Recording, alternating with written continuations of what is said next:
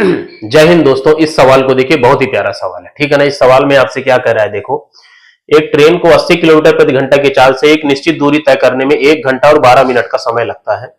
यदि ट्रेन की चाल 25% बढ़ा दी जाए तो पूर्व दूरी के 25/3 भाग को तय करने में कितना समय लगेगा, आपको बताना है, ठीक है ना। तो देखो, फॉर्मूला हमारे पास एक ही है, आपका डिस्टेंस इज इक्वल टू में आपका स्पीड इंटू में आपका टाइम, ठीक है ना। दूरी बराबर आपका चाल गुणे में समय, ठीक है ना। तो देखो, पहले हम लोग डिस्टेंस निकाल लेते हैं, ठीक है ना। तो डिस्टेंस क्या है, स्पीड कितनी है आपकी 80, ठीक है ना, और टाइम कितना है 1 घंटा 12 मिनट आपका, ठीक है ना। तो ये 1 घंटा हो गया, 12 मिनट को आप घंटे में बदल लीजिए तो कितना हो गया 12 बटे में आपका 60, ठीक है ना। तो ये कितना हो गया 12 पंचे 60, तो ये कितना हो गया, देखो इसको सॉल्व करो आप, 80 गुणे में आपका 6 बटे में आपका 5, ठीक है ना। तो ये कितना हो गया 16 पंचे 80, तो 16 छक्का 96 किलोमीटर, ये आपकी स्पीड आई, ठीक है ना।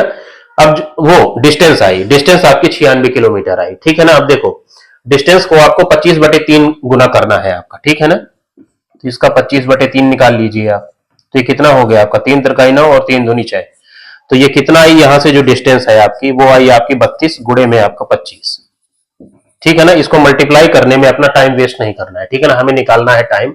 देखो, स्पीड जो है हम लोग 25% से बढ़ा रहे हैं, तो यहाँ साइड में देख लो, स्पीड आपकी कितनी है आपकी 80, 25% बढ़ाओगे मतलब 125 बटे में आपका 100, ठीक है ना। तो 25 पंचे 125 और 25 चौको 100, 4 से 80 आपका 20 बार में, तो अब जो स्पीड हो जाएगी वो कितनी हो जाएगी 100 किलोमीटर प्रति घंटा आपका, ठीक है ना। तो आपको टाइम निकालना है, तो इसी डिस्टेंस को आप स्पीड से डिवाइड कर दीजिए, टाइम आपका आ जाएगा, ठीक है ना। तो कितना हो गया 25 चौको 100 और 4 अठे आपका 32, ठीक है ना। तो 8 घंटे आपका आंसर हो जाएगा। तो 8 घंटे कहाँ है, तो सी पार्ट आपका आंसर हो जाएगा, ठीक है ना। बहुत ही बेसिक सवाल है, एक ही फॉर्मूला है, distance is equal to speed into में आपका टाइम, ठीक है ना। कोई भी फालतू चीज रटने की आपको जरूरत नहीं है, ठीक। नेक्स्ट सवाल देखिए, बिल्कुल ही सिमिलर और बिल्कुल ही सिंपल सवाल है, ठीक है ना। इस सवाल को पहले आप सुन लीजिए, बिल्कुल आपका सिंपल है, ठीक है ना। इस सवाल को देखो, 90 किलोमीटर प्रति घंटा के चाल से चल रही एक ट्रेन किसी निश्चित दूरी को तय करने में 50 मिनट का समय लेती है। यदि चाल में 33.1/3% की वृद्धि हो जाए तो उस दूरी की 2/4/5 गुनी दूरी तय करने में कितना समय लगेगा, ये आपको बताना है, ठीक है ना। तो देखो, फॉर्मूला एक ही है, डिस्टेंस इज इक्वल टू में स्पीड इनटू में आपका टाइम, ठीक है ना।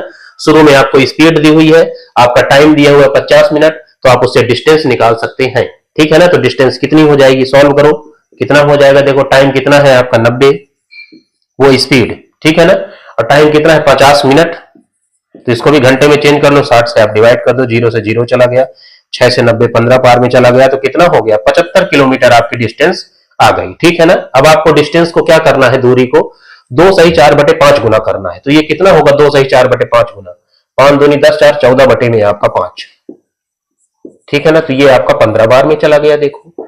तो अब आपके पास जो डिस्टेंस आई है बेटा, वो आई है आपकी 15 और गुणे में आपका 14, ठीक है ना।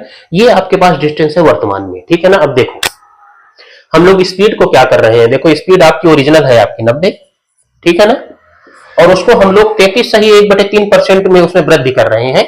तो 33 सही 1/3 का जो फ्रैक्शन होता है वो 1/3 होता है, ठीक है ना। 1/3 देखो फ्रैक्शन है 1/3, मतलब 3 में हम 1 की वृद्धि कर रहे हैं, मतलब फ्रैक्शन बनेगा 4 बटे में आपका 3।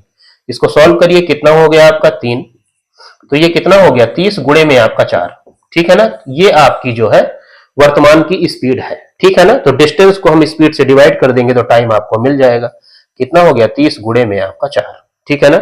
15 दूनी 30 हो गया, ठीक है ना, 2 सत्ते आपका 14 हो गया, तो कितना आया 7/4 घंटे।